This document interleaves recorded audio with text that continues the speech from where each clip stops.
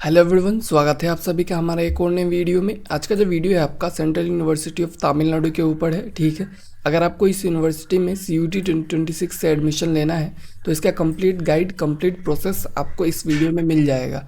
तो आप जो इस वीडियो को एंड तक देखिए ताकि आप हर चीज़ जो है वो जान सके और कुछ भी चीज़ मिस ना करें इस यूनिवर्सिटी के बारे में।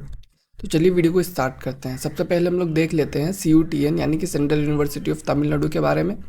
तो ये आपका कब इस्टेब्लिश हुआ था? 2009 में इस्टेब्लिश हुआ था, जब बहुत सारे यूनिवर्सिटीज़ इस्टेब्लिश किए गए थे, सेंट्रल यूनिवर्सिटीज़।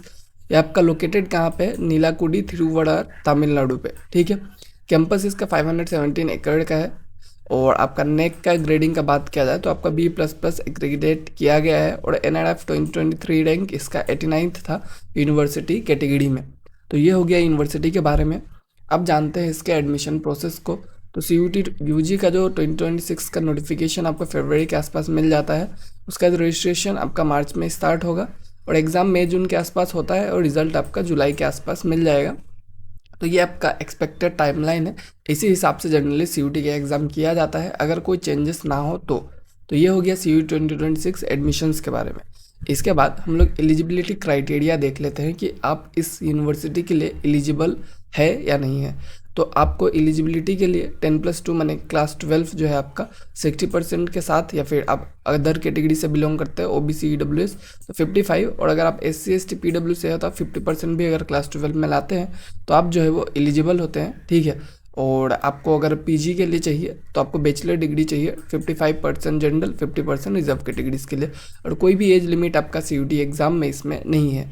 तो आप जो है किसी भी एज से किसी भी टाइम में आपने अगर ड्रॉप लिया हुआ है तो आप जो है इसमें अप्लाई कर सकते हैं, आपका एडमिशन जो है वो हो जाएगा। उसके बाद कोर्सेज़ का बात किया जाए जो कि आपको इसमें ऑफ़र किया जाता है, मतलब किस किस कोर्सेज़ में आप इस यूनिवर्सिटी में एडमिशन ले सकते हैं। तो साइंस स्ट्रीम का बात किया जाए तो 4 ईयर BSc ऑनर्स रिसर्च आपको केमिस्ट्री में देखने को मिलेगा। ठीक है, और आपको केमिस्ट्री डोमेन में एडमिशन लेना है तो आपको क्या क्या सब्जेक्ट लेना पड़ेगा CUT में? केमिस्ट्री, फिजिक्स और साथ में कोई भी एक डोमेन सब्जेक्ट जो है आप ले सकते हैं। BSc बायोटेक्नोलॉजी के लिए आपको बायो केमिस्ट्री के साथ में कोई भी एक सब्जेक्ट आप ले सकते हैं। BSc मैथ्स के लिए आपको मैथ्स के साथ फिजिक्स और साथ में कोई भी एक सब्जेक्ट आप ले सकते हैं। और BSc फिजिक्स के लिए आपको फिजिक्स प्लस मैथ्स के साथ कोई भी एक सब्जेक्ट आप ले सकते हैं।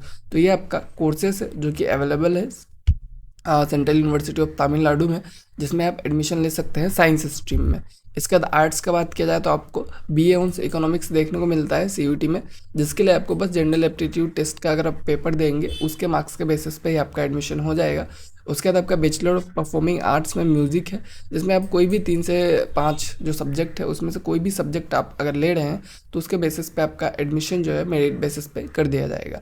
तो ये हो गया आपका आर्ट्स के जो कोर्सेस है वो जो ऑफर किए जाते हैं। उसके बाद कुछ इंटीग्रेटेड प्रोग्राम्स भी आपको देखने को मिलता है इसमें, जैसे कि integrated MSc chemistry, MSc biotechnology, physics, maths, economics, और जो आपका ये परफॉर्मिंग आर्ट्स जो म्यूज़िक का है, और फिर आपका BSc B.Ed मैथमेटिक्स, ये भी आपको इसमें देखने को मिलता है। ठीक है, तो आपका इंटीग्रेटेड प्रोग्राम्स में अगर आपको एडमिशन लेना है तो आपको जो है वो CUT UG के थ्रू लेना पड़ेगा। बट BSc B.Ed जो मैथमेटिक्स है इसमें आपको NCET के थ्रू एडमिशन मिल सकता है। ठीक है, और इसके बाद अगर हम लोग बात करें CUT का कट ऑफ के बारे में 2026 में कैसा हो सकता है, तो ये कट ऑफ जो है आपका इस ईयर के बेस पे है कि इस ईयर जिस टाइप से कट ऑफ था उसी बेस पे मैं आपको ये कट ऑफ दे रहा हूँ। तो आपको जो है CUT में अगर एडमिशन चाहिए इकोनॉमिक्स में तो आपको एटलीस्ट 100+ लाना पड़ेगा 250 में से, क्योंकि आपका जनरल टेस्ट का जो पेपर होता है उसमें जनरली लोगों का मार्क्स उतना नहीं आ पाता है। तो मार्क्स ज़्यादा नहीं आ पाने की वजह से अगर आप 100+ भी ले आते हैं 250 में तो आपका एडमिशन हो जाएगा। केमिस्ट्री में आपको 450 आउट ऑफ 750 एटलीस्ट लाना चाहिए, तभी आप एक्सपेक्ट कर सकते हैं कि आपको एडमिशन हो जाएगा। ये जो कट ऑफ है जनरल कैटेगरी के लिए, अगर आप रिजर्व कैटेगरी से बिलोंग करते हैं तो आपको बहुत कम में भी एडमिशन हो जाएगा। लाइक जो इकोनॉमिक्स है उसमें मैंने देखा था कि SC ST का एडमिशन जो है इस साल 49-48 मार्क्स पे भी हो रहा था। तो इस तरह से आप जो है कट ऑफ प्रिडिक्ट कर सकते हैं अपना जो कैटेगरी वाइज। ठीक है, जनरल कट ऑफ से। फिजिक्स का बात किया जाए तो आपको 320+ एटलीस्ट लाना चाहिए 750 में से।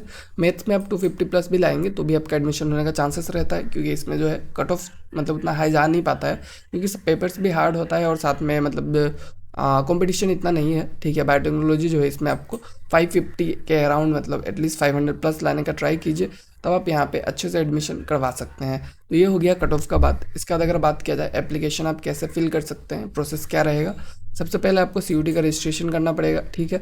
एप्लीकेशन फॉर्म को जब आप भर देंगे उसके बाद आपको करेक्ट सब्जेक्ट कॉम्बिनेशन उस एप्लीकेशन फॉर्म में डालना पड़ेगा। करेक्ट सब्जेक्ट कॉम्बिनेशन देंगे तभी आपका एडमिशन हो पाएगा।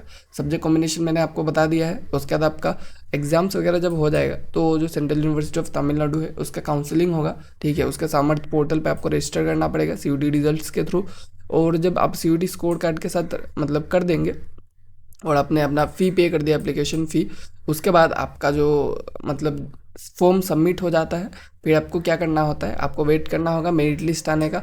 कट ऑफ आएगा, मेरिट लिस्ट आएगा, अगर आपका नाम उसमें आता है तो आप जो है डॉक्यूमेंट वेरिफिकेशन के लिए जा सकते हैं। डॉक्यूमेंट वेरिफिकेशन आपका जब हो जाएगा तो आप फ़ी पे कर दीजिएगा और आपका सीट जो है वो कन्फर्म हो जाएगा। इस तरह से आप जो है वहाँ पर जाके पढ़ाई कर सकते हैं। तो ये हो गया CUETN के बारे में। बाकी आज का जो वीडियो यहीं पे ख़त्म होता है। कुछ भी क्वेरीज है तो आप कमेंट कर दीजिए और CUET से अपडेटेड रहने के लिए हमें आप फॉलो कर सकते हैं, सब्सक्राइब कर सकते हैं। Thank you.